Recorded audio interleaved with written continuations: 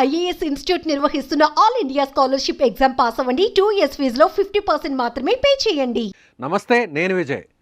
ఏపీలోని కూటమి ప్రభుత్వం మరొక గుడ్ న్యూస్ చెప్పింది. ఇప్పటికే కూటమి ప్రభుత్వం అధికారంలోకి వచ్చినటువంటి ఈ 4 నెలల్లో ఇచ్చినటువంటి అంటే ఎన్నికలకు ముందు ఇచ్చినటువంటి హామీలను ఒక్కొక్కటిగా అమలు చేసుకుంటూ వస్తుంది. తాజాగా దీపావళి పండుగ కానుకగా దీపం పథకం కింద అంటే ఏదైతే ఏపీలో ఉన్నటువంటి అంటే మహిళలకు ప్రతి ఏడాది 3 గ్యాస్ సిలిండర్లను ఉచితంగా ఇస్తామని ఎన్నికలకు ముందు ప్రకటించింది సూపర్ 6లో భాగంగా.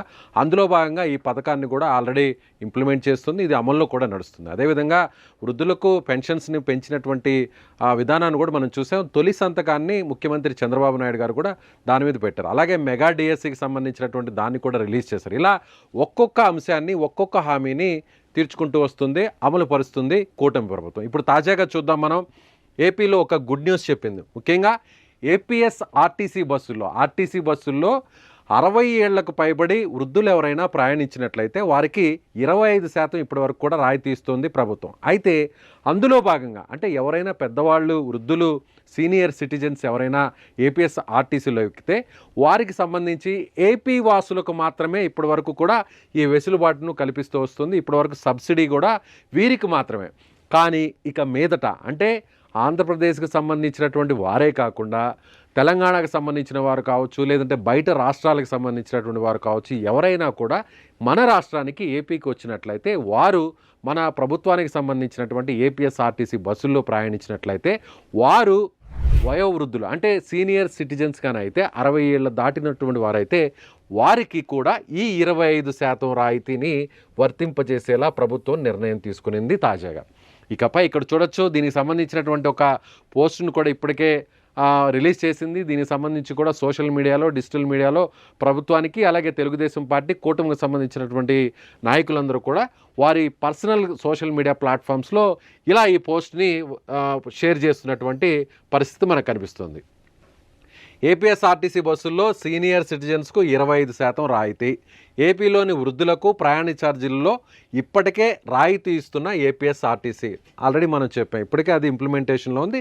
కాకపోతే ఏపీ వాసులకు మాత్రమే, వృద్ధులకు. ఇకపై ఏ రాష్ట్రానికి చెందిన వృద్ధులైనా సరే ఏపీఎస్ఆర్టీసీ బస్సు ఎక్కితే 25% రాయితీ పొందవచ్చు. వయసు నిర్ధారణ కూడా ఇక సులభతరం.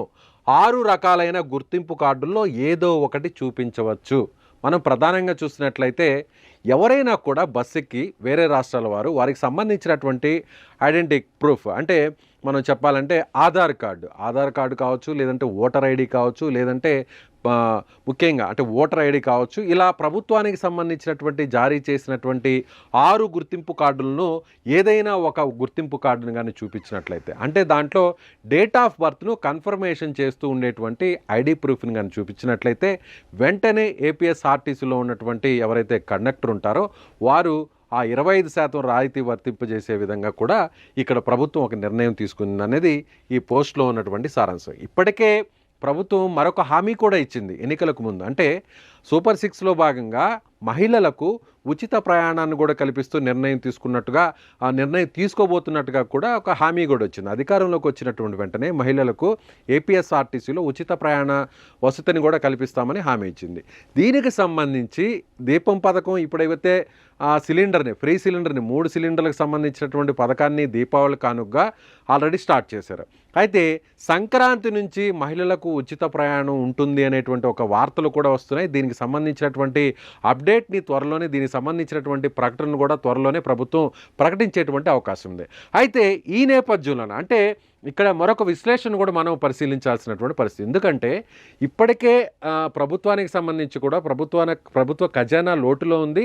అలాగే సంక్షేమ పథకాలకి భారీ స్థాయిలో నిధులను కానీ వెచ్చిస్తే ప్రభుత్వం మీద మరింత ఆర్థిక భారం పడుతుందనేటువంటి నిపుణుల అంచనా కూడా ప్రస్తుతం నడుస్తుందనే చెప్పాలి. ఆర్థిక నిపుణులు ఈ మాట చెప్తున్నారు.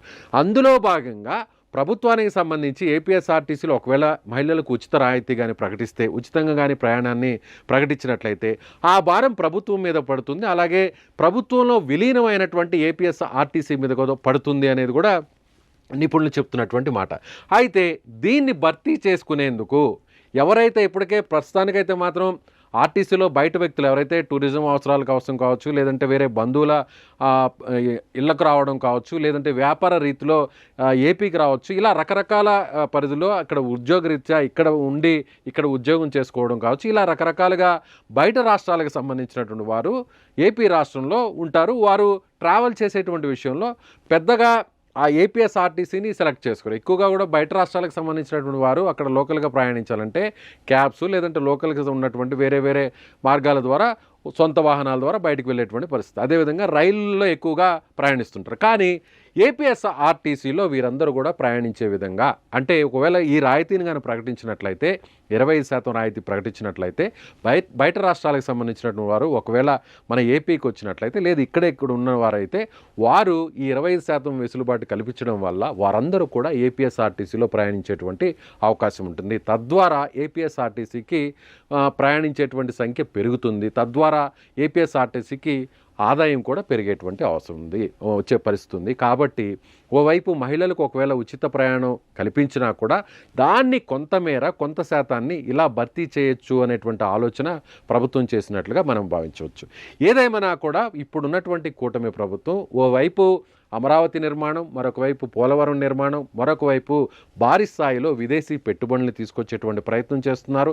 అదేవిధంగా భారీ స్థాయిలో పరిశ్రమలను కూడా ఏపీకి తీసుకొచ్చేటువంటి ప్రయత్నం చేస్తున్నారు. అదేవిధంగా ఎన్నికలకు ముందు ఇచ్చినటువంటి హామీలు, సూపర్ 6 హామీలు కావచ్చు, సంక్షేమ పథకాలకు సంబంధించినటువంటి హామీలు కావచ్చు, వీటన్నిటిని కూడా ఒక్కొక్కటిగా అమలు చేస్తూ ఇప్పుడు తాజాగా కూడా మరొక స్కీమును కూడా ఇక్కడ ప్రకటించిందనే చెప్పాలి. సో ప్రభుత్వం వైపు అభివృద్ధి, మరోవైపు సంక్షేమం, ఈ రెండింటినీ బ్యాలెన్స్డ్గా ఏపీలో తీసుకుపోతుందని మనం దీన్ని బట్టి చెప్పవచ్చు. సో ఈ వీడియో మీద మీ అభిప్రాయాన్ని కామెంట్ రూపంలో తెలియచేయండి. Thank you.